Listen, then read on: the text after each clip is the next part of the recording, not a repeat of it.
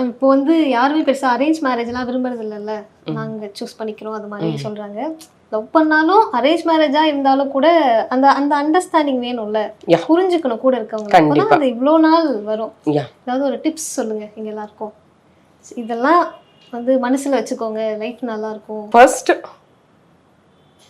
Forgive forget. அவர் வந்து நானுன்னு இல்லை, யார் இருந்தாலும் நீங்களா இருந்தாலும் ஆப்போசிட் பர்சன் ஏதாவது சொன்னாருன்னா ஃபர்ஸ்ட் அதை நீங்க அனலைஸ் பண்ணுங்க, அப்பவே அதை மறந்துடுங்க. இத ஆட்டோ பின்னாடியே எழுதி வைக்கலாமே.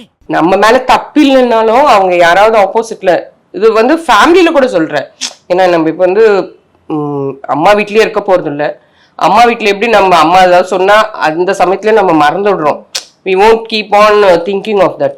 அதே மாதிரி நம்ம புகுந்த வீட்லயும் அதே மாதிரி இருந்துட்டோம்னு வச்சுக்கோங்களேன், லைஃப்ல எங்கேயும் வந்து டிவோர்ஸே ஆகாது, withdraw what you say old age எதுவுமே வராது. எனக்கு மெயின் அதுதான். கண்டிப்பா ஃபாலோ பண்றோம். பண்ணியே ஆகணும்.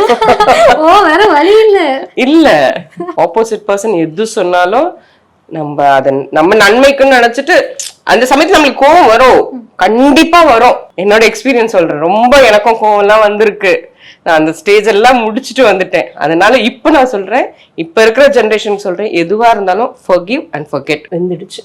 எடுத்துடலாம். அப்போ இல்ல இதுலயே தான் அந்த இது பண்ணும்.